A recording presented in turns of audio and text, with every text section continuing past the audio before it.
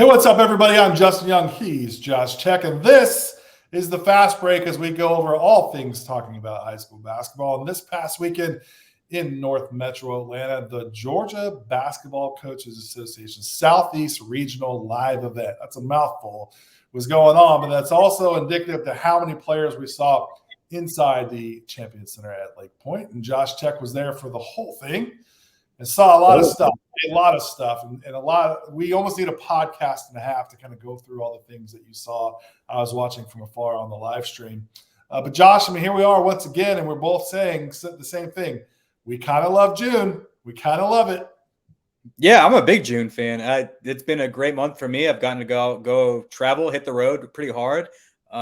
This weekend was right in my backyard, so I didn't have to travel that far. And I think the June live periods are some of the most important on the recruiting calendar. And this weekend kind of showed it. I think it's going to be a Kickstarter for a lot of guys. I agree. We're going to talk a lot about that in our takeaways. We're going to talk about the top teams. I don't know how much we're going to get into top performers per se, just because there were a lot of guys. I think the depth of talent was really good. So we're going to kind of break that into a lot of different segments. Some of our top kind of come up guys that took advantage of the stage, some of the top younger teams, some recruiting recaps, and a bunch of stuff in between. So we have a lot to talk about within the show. We also have a ton of just like snippets on players. So make sure you follow us on Twitter at HoopSeen. Go check out those things. Go follow Josh on Twitter. I'm dropping some stuff on Twitter, HoopSeen Georgia. So all kinds of places you can find the content from the weekend. And Josh, I think we'll start there at the very top. I think we'll start with the takeaways. We've talked about it offline quite a bit about how June, really, when they decided to open this up, this happened. I was still living in Atlanta. This maybe its fifth year now, maybe fourth year, where the live period is now in June on the scholastic side. Teams can play with their high school teams. High school coaches can coach their guys, a lot of familiarity there. And it seems that every year it gets better and better and better. And I think it coincides, too, with the transfer portal and the spring recruiting for travel teams is really – it's eroded away, which in turn has made June really important and really big for college coaches. And I don't know, I'll just ask you because you were there. What I saw on the stream, it would look like Costco for basketball, like our Best of the South event, and like Louisville, sort of our big convention center events. It looks like that was the case over the weekend at LakePoint with all the college coaches. Am I wrong to say there was probably 200 different coaches there at that event? Yeah, I don't know how many, but there was certainly a lot, and it did have that Best of the South Louisville kind of feel. Yeah. You're right about that, where you kind of had a bunch of coaches kind of roaming around, it was a one-stop shop for a lot of guys. On this specific weekend is really good because it had teams from North Carolina, teams from Florida, teams from Alabama, teams from Georgia, obviously. So there are a lot of teams, a lot of different states represented. So it's kind of that almost like an AAU event kind of feel, like a HoopSeen event kind of feel. So yeah, I agree with you on that.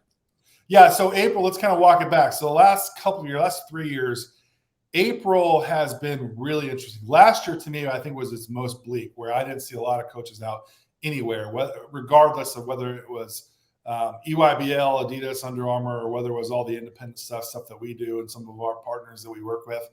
April just really felt lonely, I think is a really good word to really kind of put it as far as college coaches being out there. They're still working on their own rosters with transfers, coming in and coming out. They're trying to figure out what's going on with their own roster. The deadlines are all out of whack.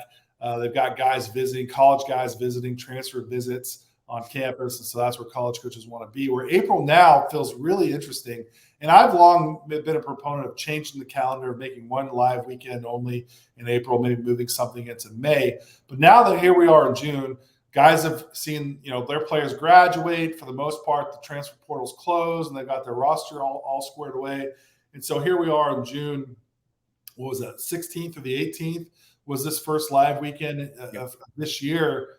And I feel like college coaches felt the most comfortable I've seen them in talking to them on the phone. They finally feel like the chokehold is off of some regard, that they can really go evaluate 24s. And more importantly, I talked to a lot of guys about 25 and even 26. This seemed like the first time where they really paid attention to the underclassmen. And I feel like this is a pretty good two classes to kind of dive into as well. But man, I still feel strong, and I'll feel the same way after Section 7. We've got to rethink the recruiting calendar in the spring to really make it valuable for travel teams, to really kind of reset this whole process, because June has shown that this timeline works really, really well. for everybody involved. But the other concern too is I felt like there was I don't know if it's a concern, but I feel like scholarship offers were just flying out like Oprah on her give things away show that she hands out quite a bit. I mean, is that the case from your point of view? A lot of offers being thrown out there this past weekend, which is a great thing. I don't want to be I don't want to be misconstrued here. I think that's an awesome thing for players. Yeah, there were a lot of offers divvied out, and I agree, that is a good thing. But I think that's just kind of like you said, the handcuffs are off now. So the guys that they had been watching on film, the guys that they'd been hearing about, the guys that they've been asking people like you and I and some of our peers about, like they finally got to go out and see those guys, and if they liked them, they've been probably talking about them, watching them from afar, doing this, that, and the other, doing their due diligence on them for a long time. So now it's like, all right, handcuffs are off. Let's go ahead and start offering these players. They performed well. We got them. We've been in on them for a while. Now we can actually go out there, talk to them, do this, that, and the other. So yeah, I think offers were thrown out pretty frequently, but I think that's just because of there being some kind of pent up, like, all right, now is the time that we can actually go out there and recruit. Sure. I think this stage provides college coaches a really good apples to apples competitive stage to evaluate on too. I mean, the games that I saw online for the most part was a 1 or 2 possession game throughout. Now, the way that they did that in Georgia was an hour long. It was a running clock. I think it was one free throw for 2 points kind of thing. They sped the game up pretty quickly, which I really liked. And it kind of put things on a fast track, not a lot of high scoring. It's just kind of designed to go out and compete.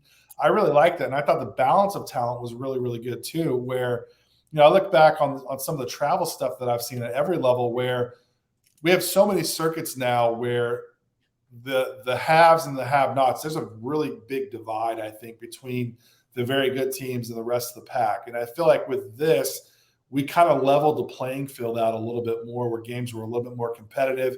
And as an evaluator, if a college coach is out there trying to figure out, okay, I've got player A and player B at the same position, this gives me a better barometer for me to kind of grade against, which I think may also be another reason why we saw a lot of offers going out there. That was a really good chance to evaluate. Like, I really like that guy a lot, to go out there and give him an offer. Now, again, it has to do with the recruiting calendar too, right? Like 2025 guys can finally get contacted officially, and they can hand out offers, which I get all that. But the more and more I see June, the more and more I really love it. And I think it's I think we've seen this too, where June has set the table for July so incredibly well. Like, it's a really good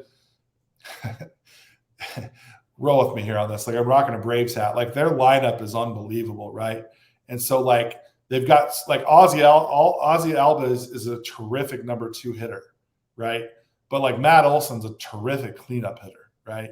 And so I feel like we've got a really good number 2 batter, which allows for a really good cleanup hitter in July, with the June and July really working well together. And that's why I go back to maybe we need to rethink April and May, even into May, where we have a continuation of evaluation opportunities, end of April, beginning of May, mid-June, and then we have July like we've always had it for recruiting opportunities. And if you're with the, NABC or you're with the NCAA and you're watching this, I really hope that we can have some, constructive conversations, as we always do, about the recruiting calendar, because I feel like we're getting better and better. But I still think that the spring needs a little bit more work because of how successful we've seen from June. I know I just kind of went on my own little presidential speech there, Josh, but any thoughts, any takeaways from that point of view? No, just you're right. June is the new April. I think April is April's a table setter for June, where that's where you kind of are just now starting to figure out, okay, who should I target in June, right? And then June becomes when the target becomes it becomes more actualized and realized. And then July is when you follow up, or more schools kind of jump in on popular names or whatever. So yeah, I think June is really the table setter at this point. Yeah, I mean, these events are phenomenal. They really are. Kudos to the high school guys that put a lot of time and effort into this. We do this all year long, and so we know how difficult it is, the scale in which it is. We've got really good ones coming up. Like, I'll be at the Section 7 coming up this weekend here in Metro Phoenix. Phenomenal event over at State Farm Stadium where the Cardinals play football, where we've got the Final Four. I mean, like, what a stage. I mean, what an absolute golden stage it is for teams out here in the West to come compete. We got some teams from Florida coming out there. Some decent and teams on the East. What's that? I was gonna say and teams on the East.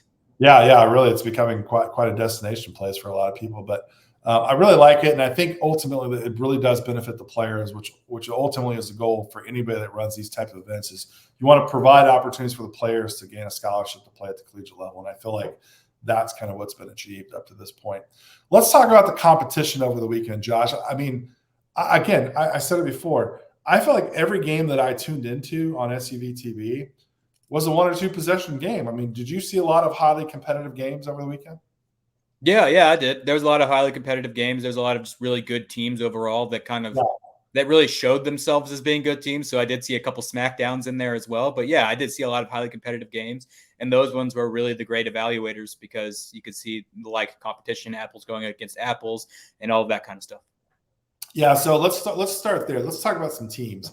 Obviously, we've got the Wheelers and the Norcrosses and like the powerhouses that we see out of the state of Georgia. Florida brought up a lot of good teams. Carolina teams, I think, really showed out. Some Bama teams really showed out. Give me a handful of teams that stood out to you, Josh, that you really liked from the weekend. I think if you ask this question to anybody that was there, I think everybody's going to say Oak Ridge from Florida. Yeah. I think that was probably the team of the weekend with guys like Jameer Jones. Tyler Johnson was kind of one of the stock risers of the weekend. He had a really good start to them. A guy like Jordan Tillery, who we've liked a lot. Elijah Elliott's been a good player. Cameron Simpson. And then, of course, Steve Reese's son, Jalen Reese, had a really good weekend kind of leading the charge. So it was a mixture of depth, athleticism, just kind of overwhelming talent. They overwhelmed in a few games, and they had a really good game against Grayson, who was another one of the teams of the weekend. Really good game. Yeah, I think Oak Ridge is probably the team that you'd walk away from being like, yeah, that was probably the team of the weekend. And this is a team too. They've the bulk of those guys have been playing together. Steve had all those guys as freshmen, took their time. I've seen them out at the Tarkanian Classic out in Vegas, maybe last year, 2 years, maybe both years. Now that I think about it, and so they've really put in the work. They put in the time together to really slowly cultivate them and getting them better. Jameer Jones coming over certainly puts them over the edge. I think he brings a different level of wow to the table that maybe they didn't have before. Let's talk. I like that you brought up Tyler Johnson. I think his name came across my phone, honestly, more than any player over the weekend from a lot of like mid-level schools, like really good, tournament contending teams that compete for their conference, Southern Conference, Big South, Conference USA, like kind of in that space. What did you see from him, Tyler Johnson, that really stood out to you? It was just consistency and like toughness and kind of the words you would use for someone that's not overly flashy, because I don't think Jameer Jones has that flash, that wow factor. Tyler Johnson was more of the consistent, steadying kind of wing forward-ish kind of guy. He did a lot of toughness things. He scored at the rim really well, scored at the rim consistently, did a lot of things like rebounding, defending, and all that kind of stuff. I think I tweeted about it or wrote about it in some regard where he's just really productive player. He might not light up mixtapes or anything like that, but he's just going to do winning things, make winning plays. And he showed that, throughout the entire weekend, but early on especially, he was their leading scorer, I think, in their first 2 games with back-to-back 20-point games, back-to-back 19-point games, something like that. And he kind of kept that up throughout the weekend. Amid all of the talent on there, he still found a way to shine every single time. Yeah, I'm excited to see these guys out here in Phoenix coming up this coming weekend as well. Let's keep it going. Any other teams jumped out to you? Anybody that you want to talk about? Yeah, great. 2 Georgia teams, Grayson and Kell, were both very good, and I think we all expected them to be very good. They both return pretty much everybody from teams that were successful last season. Kell won the 5A championship, mostly built on their roster of 2024s. So at the time they won the championship, they were juniors. Now they're rising seniors, and they all looked pretty good again, right? It's just kind of a continued cycle from what we saw last year from their kind of dominating run through 5A. Peyton Marshall, big down low, had a really good 2 games. He only played 2 games because he was coming back from Italy from the Adidas Euro camp. So he was only, he was only there for 2 games, but he played really well. And having been abroad multiple times, I know what jet lag feels like. And I was pretty impressed to see him perform the way he did. And I know he had to have been tired. Cannon Richards, a guy that I've loved a lot, did Cannon Richards things, athletic, rebounded in traffic, did all of his stuff. CJ Brown, I love CJ Brown. He was electric per usual. I think you heard a lot of oohs and ahs on courts 5 and 8 a lot, and that's because C.J. Brown and Jameer Jones were two guys that played on those courts a lot, and they make athletic plays at the rim. So they had the camera crews having a good time there. And then Jalen Cologne, underrated player in Georgia, I think. He's a shot maker for this team. He does a lot of things really well for Kel, pardon me. And he's a guy that walked away with a couple offers, and I think he should have way more coming his way because what he brings as a shooter is he's probably, I don't know, arguably the best shooter in the state of Georgia, at least certainly the most impactful on the biggest stage. So I think Jalen Cologne is a guy that we've seen do this since he was a freshman with Scoot Henderson. Yeah. And now he's a senior with, on this Kel team, and he's still doing it. He's still hitting shots. Great player. Yeah, I think I'm with you. I thought there was a lot of guys like Jalen Cologne from this weekend, right? Like a lot of players that we're familiar with. I mean, if you've read the site, like I don't want to be grandstanding or patting ourselves on the back. Literally, just read the website. Read it. Like the guys, they didn't blow up this weekend. I'm telling you, they've been doing this for a really long time. Yeah, Jalen Cologne's one of those guys where this isn't a new story. This isn't a new song, right?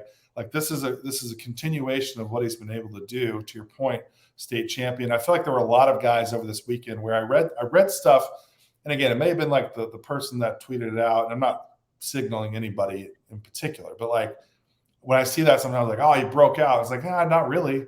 Maybe it was the first time, and I'm guilty of that too, right? Like I'm not there all the time, so maybe the first time I see somebody, but like a lot of these guys have been consistent for a long time. And I feel like there were a lot of players that kind of reiterated what we've always kind of known them to be. And the reason I bring that up is Anthony Alston from Grayson is one of those guys too, where you've been banging on that drum for such a long time. When you go look at his player profile on HoopSeen, top performer here and top performer there, and stand out at this high school event and top performer at this travel team event. And like that kind of goes, when you really look back at the history, like a guy like Anthony Alston, and we're going to talk more about some kind of some come up guys, but to Grayson's success, I think you can attribute a lot of that to him, along with a couple of new faces on their roster. Let's talk about the Rams for a second. I thought to me, Josh, position by position, they were one of the most impressive teams because of the length they had at every position. Yeah, I think it's going to be hard to I think it's safe to say that they're going to be a top 3 contender in their classification in Georgia, which isn't like that big of a hot take. But man, that roster looks really freaking good. Yeah, I saw them at Relentless Hoops Summer League before the event, and I saw them at the event, obviously. And both times I talked to their coaching staff about how I thought that this roster was really well put together. I think like a guy like CJ Highland is the point guard of the team, right? He's committed to Western Carolina. Jakari Harris is the steadying presence. He's a combo guard, does kind of fills every role you need him to fill. Anthony Alston, shooter on the perimeter. Jacob Wilkins, high athleticism around the rim, on the wing as well. He can hit shots. He makes a lot of really highlight plays on defense and, in transition and all that kind of stuff. Amir Taylor, really good around the basket, really good with his feet, really good with his hands. Just kind of will old man game you to death kind of style. And then coming off the bench, you have like a guy like Ahmad Clark who provides some toughness, some athleticism, kind of does a little bit of everything. And then you have some youth and a guy like Caden Allen who's super talented, super great scorer. So I think they're just really well put together. The construction's really nice. I think a lot of people have different roles on that team, and they really play through those roles really well. I think we could look up at the end of the day, and coming October, coming November, we can look at Grayson and be like, man, this team's got 5 starters all projected to go to Division I. You know what I'm saying? So I think that's really impressive. And they have a couple more coming off the bench that could get there as well. So I think Grayson was really impressive from a depth perspective. I think that's going to be the theme of them throughout this entire season and it was kind of last year too, where it's like, this might be the deepest team in Georgia. Maybe with more roster movement coming up, how that goes. They might not be the most talented at the end of the day. Maybe some changes happen here and there, but they will be the deepest, and it's looking like they might be among the most talented as well. So that's totally. Yeah, I couldn't agree more. Like they were really fun to watch, and on film, you're just like, man, they throw a lot of guys at you that can guard a lot of positions. For sure. And that's like when you kind of shot me a text being like, who are the top performers? I was like, well, you got to go with Oak Ridge. Who do I pick from Oak Ridge? I don't know. All 5 guys. So you have to pick a guy from Grayson. Who do I pick from Grayson? I don't know. Like you can straight up name 5 guys from Grayson. They were really good. So I was like, I don't know. Let's just do team stuff.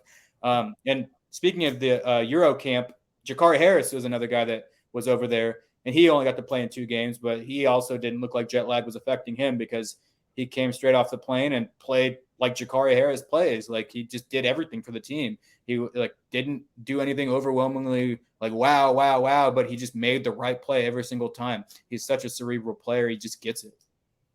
Well, I think it also lent to a really good opportunity for Anthony Alston too, right? With Jakari coming back on those 2 games, and certainly opened some stuff up. I want to go a little history lesson real quick with you, Josh. And so when I'm watching this, one of my big takeaways, and I'll get to this, but historically, the smaller private schools in Metro Atlanta we've gone through these clumps of time of great programs. Whitfield Academy. Okay, let's go back to that era. That era actually in the early 2000s was tremendous. Southwest Atlantic Christian when Dwight Howard and Javaris Critton were there. Okay, with Whitfield, I mean, there's so many guys that you can go back and look at. Our own Jannard Hartley played there. Tim Morris, who's now a collegiate coach, went to Stanford, played there. Cameron Hayward, all-pro defensive tackle, played there, played against Dwight Howard. I mean, I could go Ryan Lamb and went to Marshall, like tremendous. Tyrone Johnson had a tremendous program there. Then you move down the line. St. Francis had an unbelievable run, right, in the early 2000 teens. Green Forest had an unbelievable run. You kind of see where I'm going with this. And I feel like all those programs have all kind of got reset a little bit. And St. Francis, I think when Drew Catlett left and there was a change there, we saw Kings Ridge kind of move into that space. And now I'm seeing what I saw over the weekend. I feel like Mount Vernon's kind of moving into that space where in the I don't know what classification, that we've changed classifications 1,000 times. A Division I believe. Yeah, I still just want to call it Class A private. But that's what I called it that all weekend on accident, but I think it's A Division I. It's just easier to think through that, right? But what Mount Vernon is now at the private school level, and like to me, I think that's a program, what they've done, what Tarek Maven's done there. Listen, I lived in Atlanta for 20 plus years. I don't think I ever went to Mount Vernon for a game ever in my career. Now I definitely saw them, but it was probably at a region tournament, but I never had a real reason to go to their program to go watch. Now, if I was there in Atlanta, I would. And I saw a lot of great things from their program over the weekend. And I want to kind of toss it to you. And I feel like I watched them a ton, but like Trey Scott looked really good. Like he was healthy for this weekend, shot the ball really well. Got a lot of texts from coaches. I saw he's got offered by a number of – it's Dennis Scott's son. Trey Scott's been hurt, been injured, had a couple minor surgeries. And so it was kind of good to see him. But like from your point of view, like – who else was on that team that really stood out to you? Because I thought they did a great job as a team too over the weekend. Yeah, you want to? I brought up kind of just the depth and the roster construction, I guess, if you want to call it that, with Grayson. I think you can look at Mount Vernon the same way. I think a guy that really runs the show well, Gabe Alterman at the point guard spot. He's smaller guard right now. I think he's a 2026, but he just does everything so well. He's so steady, defends well. He just brings a lot of like undervalued little things to that team.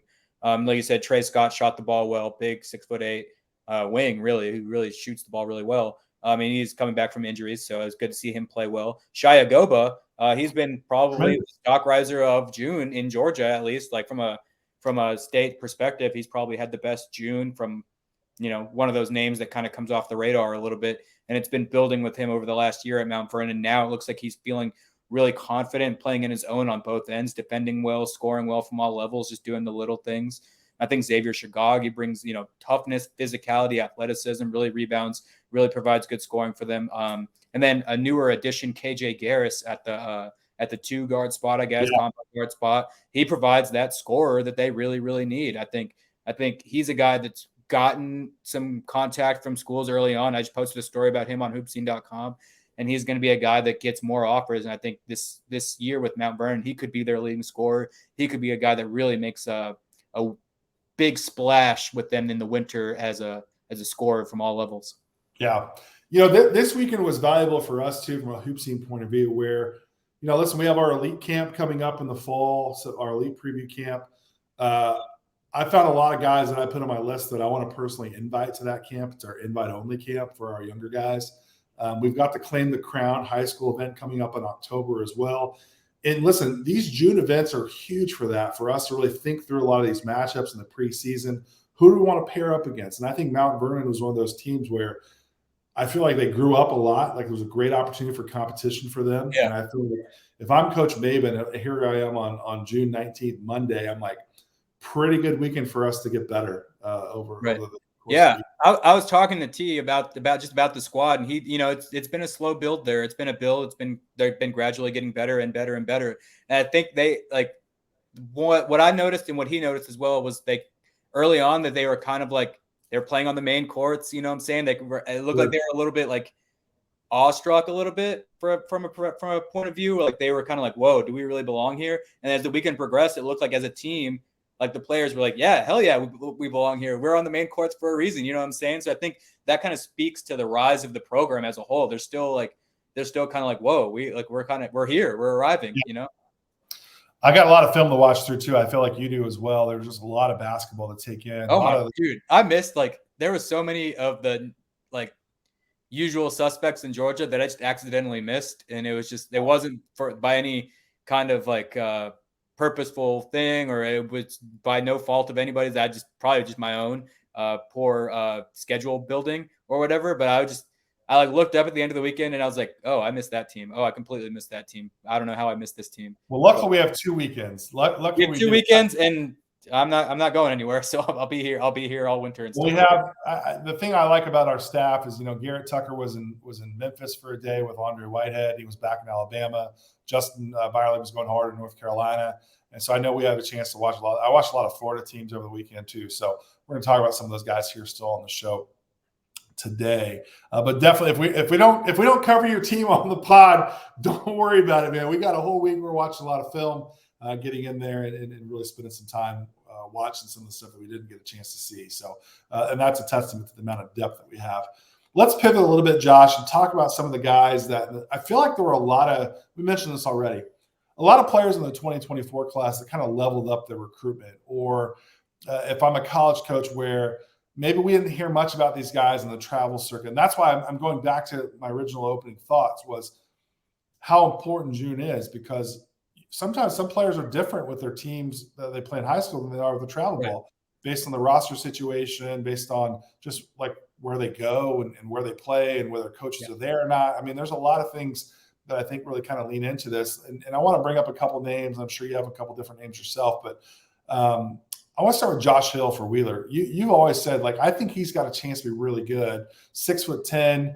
There were a couple times on the games that I was watching, he was out there guarding the 3-point shot. And we've seen, Arians and Page has graduated, is going to USC with Isaiah Collier. Wheeler's, as long as I've had a heart beating in my chest, Wheeler's always had a big man on their roster. That's really important to what they do. Josh Hill's got to be that guy for them in the 2024 class for Coach Larry Thompson, who, if you look at his history, he's always had a high-level big on his roster every year. Now, Josh Hill, I don't know if he's going to score a ton of points, but his impact is there, where he can't step out and knock down a three. He can guard the three. He's really good in pick-and-roll situations. You throw it up to the rim, he can go lob it, catch a lob, and throw it down. I thought if I'm a college coach and I'm looking at this 24 class where I feel like the bigs every year are harder and harder to evaluate because the game's changing so much for guards and really leaning more towards guards.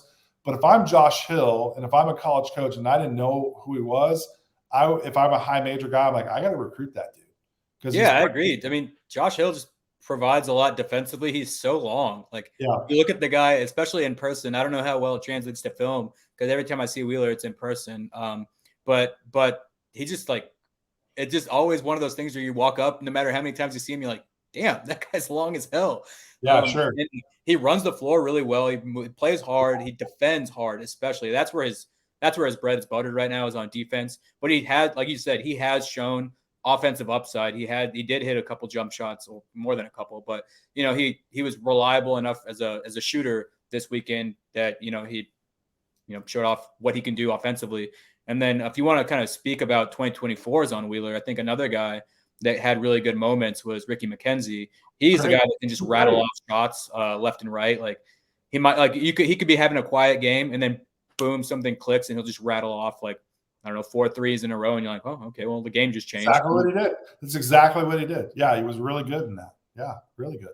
Yeah, and I think right now, as it currently stands, Wheeler has a lot of really talented young players that are coming up. So I think this weekend, what you saw out of Wheeler is going to be a lot of the guys who are going to be starring going forward, right? Like a guy like Coda Suttle, 2026 point guard. He walked away with the UGA offer.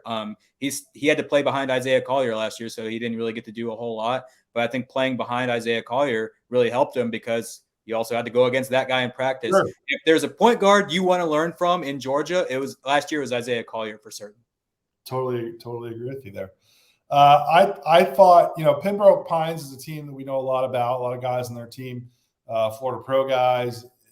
Jeremy Lee is a guy that we really like a lot. Talking about he was a guy that really caught some attention this weekend. I remember just sitting with some college coaches and they were like, sitting with college coaches and they were like, man, if I were, they would give me scenarios. Like if I were XYZ school, I'd offer that kid right now, and they were talking about a lot of good mid-major, good low major, mid-major ish kind of programs. And I was like, yeah, I think he should get offered by those programs right now. And I think if he keeps up, he can get offered by, his offers list should be pretty healthy by the end of July. I thought he was tremendous at Bob Gibbons and that exact thing that you're talking about, that if I'm a Sun Belt, Southern Conference, Big South, Conference USA, easy. He's a no-brainer guy because of what he can do defensively. He's so long. He's so long. He covers a lot of ground. At Gibbons, particularly with Florida Pro, he played 4 positions. I thought he was tremendous. I thought he backed it up. I also thought his teammate Josh Harris, 6'8", from Pembroke Pines, to me was a guy. Again, I haven't seen Team Florida this year. I know he's played well with them on the travel circuit, but this was my first time to really watch him. I was very impressed with him. I was sitting with a buddy, and we were both like, "Wow, this guy's just playing." What he did so well was he just played his ass off. He just played super hard, played physically. He out-toughed people. He had a really good performance. I think in the game I watched, they played Wheeler, I believe, and it was him and Jeremy were really the stars of that show. And I thought Adrian Shackleton from Florida Pro as well also had really good moments. There's a lot of Florida Pro guys. A lot of them had their moments. Enrico Borio was there with North Broad Prep. Yep. My guy Stone Bureau was there. They both had their good moments throughout the weekend as well. So I think Florida Pro, shout out. Yeah, totally agree. They do it every year. Again, it speaks to what I've been saying. Like, this isn't new stuff. This is stuff that's been happening for a long time. I'm really excited to see Florida Pro at the Best of South coming up here July 6th through the 8th. By the way, if you're still watching this, I didn't realize how far we are now into this podcast. Thank you for sticking around. We haven't done one of these in a little bit. So it's been a minute. We might be a little bit verbose, but while you're here, make sure you go ahead and hit that like and subscribe button for us here on HoopSeen TV. We got a lot of stuff coming up here the rest of the summer as we're talking about the Georgia Coaches Summer Live. It's got a long name. It was the live period event that happened in Atlanta over the weekend. That's where I'm at right now. That's what we're calling it. I think around Georgia, it's kind of the thing is it's not going to be, are you going to this event? It's, are you going to LakePoint? So we can just refer to it as LakePoint from now on, because that's kind of how it is referred to around basketball gyms in Georgia. So totally fair. It's kind of how we were at Swanee, right? Just go to Swanee. Yeah. I thought Cox Mill out of North Carolina, they had a guard, Langston Boyd, that I thought was really, really good.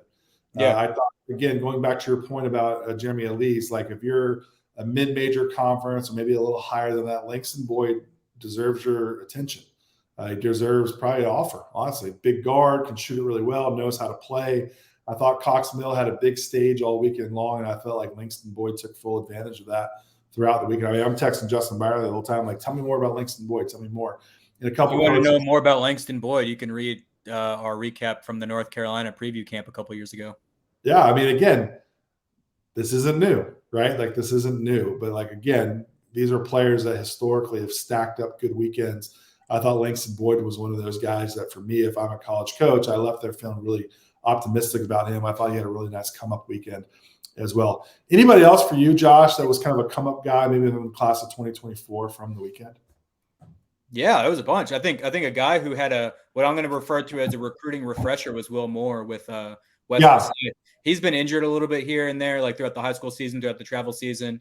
Now he's going to be with Pro 1 in July, I believe. And he had a pretty solid weekend with West Forsyth. He picked up a couple offers, kind of reignited his recruitment, I would say. Athletic guard on the perimeter, guard/wing, good size, athleticism. He shot the ball really well when I got to see them. I think they were the first game of the weekend that I saw. He shot the ball pretty well in that game. So I think Will Moore, he walked away with some new offers, maybe some confirmed old offers too. So I think he's got to keep looking out for in June going into July, because his recruitment re-sparked, and I think it's going to keep picking up from there. And then there's a newer name to Georgia, and I had to write this down because I struggled to remember. He plays with Milton. Anthony Goss, I believe is how you pronounce it. Gause. He plays with Milton now. I believe he's from St. Louis. He was one of those guys that had that kind of like, he had a really good game, 25-point game. He was the guy that had everybody kind of being like, whoa, who's this guy? Who's this guy? Because on the paper, he's so new to Georgia. On the paper sheet, he was not listed. But on the online sheet, he is listed.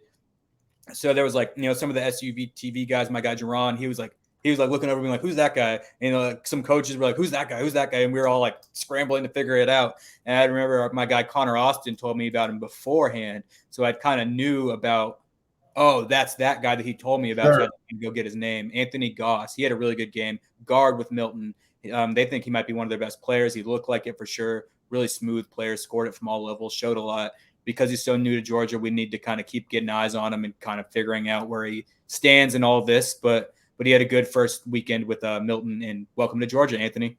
Yeah, for sure. We probably could just do a whole pod on the 2024 guys that I think showed out or really kind of come up. Caleb Harrison out of Alabama. Yeah, he was awesome on the last day. That was a guy. And then Simon Walker was really good for that team as well. And then I saw them in the very last game of the weekend. They played Quality Education, and Jamarion Anderson for Quality Education had a good weekend as well, shooting the ball. I believe it's Jamarion Anderson. I know Jamarion's first name. A lot of players to remember, but he had a really good game. Yeah, a lot. We're going to talk a lot more about 2025 and 2026. I think we'll do that individually. So make sure you follow us on Twitter. We've already talked about some of those guys. You can go follow us over there because our pod's getting pretty long. But again, we have a lot of film to watch. We have a lot of stories to go through. Make sure you just stay logged on to HoopSeen.com. Make sure you follow us on Twitter at HoopSeen and on Instagram. Josh, what's your Twitter account for people to follow you as well? _Josh Tech, TEC. There you go. Keep it easy. I'm Justin D. Young. Make sure you go follow me as well. We got a ton of stuff. We might have to do a show just about 2025 and 2026 because I still got some names listed over here. I feel like we maybe need to. But we were almost 40 minutes in, which we haven't done this long of a pod in a really long time. So I don't think my kids after Father's Day want to listen to me for 37 straight minutes. So if you're not related to me, I can't imagine you want to stick around for much longer to hear me speak anymore. But we could probably get more into that in part 2. I think we need to do it part 2. I think we just made the decision, Josh, to do part 2 from this camp.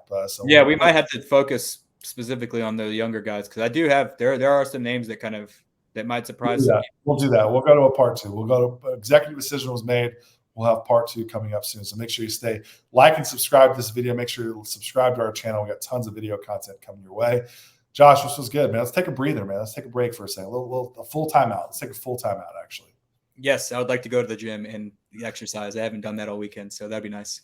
Sounds good. All right, Josh. Well, I appreciate all the insight, and thanks for watching, everybody. Again, like and subscribe. Tons more content coming from the Georgia live period event over the weekend. Appreciate you watching the Fast Break.